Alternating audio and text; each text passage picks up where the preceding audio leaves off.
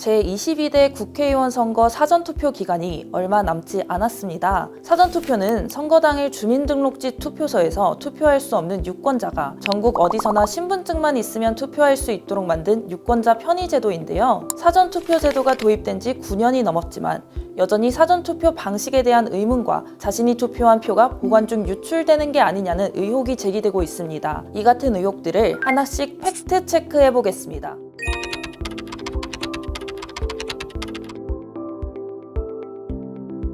불가능합니다. 사전투표 제도는 사전신고 절차 없이 전국 어디서나 투표할 수 있는 제도입니다. 즉, 얼마나 많은 선거인이 투표할지, 어느 주소지의 선거인이 투표할지, 해당 선거인이 전국 여러 곳에 있는 투표소 중 어디를 방문할지 알 수 없습니다. 따라서 선거인이 방문할 사전투표소를 예측해 투표용지와 회송용 봉투 주소 라벨지를 미리 출력해두는 것은 불가능합니다. 결론적으로 사전투표지를 미리 준비해 그것을 유권자가 실제 기표한 사전투표지와 교체하는 것은 사실상 가능하지 않습니다.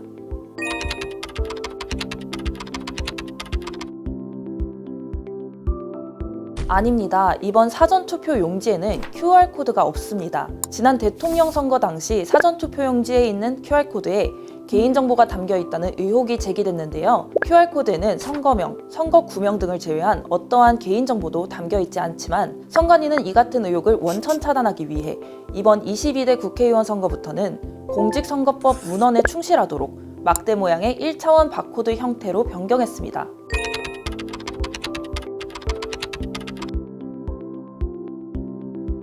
사실이 아닙니다. 사전투표통신망은 국가정보통신망, 일반 인터넷망과 분리된 통신망으로서 비인가 단말기가 접속할 수 없도록 철저히 보안을 유지합니다. 또 폐쇄망으로 구성돼 있어 외부 해킹을 차단하고 있습니다. 따라서 사전투표소 통신망은 안전합니다.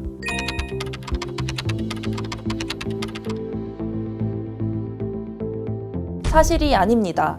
지역구 투표용지를 출력한 후 곧바로 이어서 비례대표 투표용지를 출력하는 과정에서 배출구에 손을 대는 등의 원인으로 일부 겹쳐 인쇄된 것입니다. 실제로 지난 2022년 이 같은 부주의로 겹쳐 인쇄될 가능성이 있다는 점이 인정된 대법원 선고가 나오기도 했습니다. 투표사무원의 운용 미숙에 의해 나타난 현상으로 부정선거의 증거가 될 수 없습니다.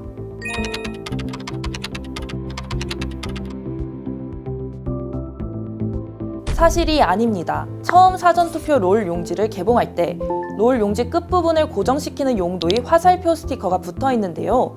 이 사전투표 롤 용지를 투표용지 발급기에 장착하기 전에 처음 롤 용지를 개봉하는 경우 이 붙어있던 화살표 스티커가 투표용지 발급기를 통해 투표용지로 출력해 나온 것으로 추정됩니다. 따라서 부정선거 근거로 볼 수 없습니다.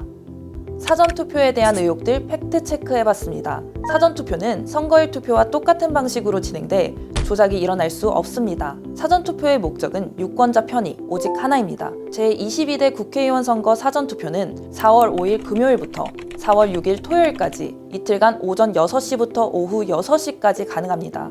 4월 10일 선거일 투표가 어려우신 분들은 이 날을 꼭 기억하셔서 여러분의 소중한 한 표를 행사하세요.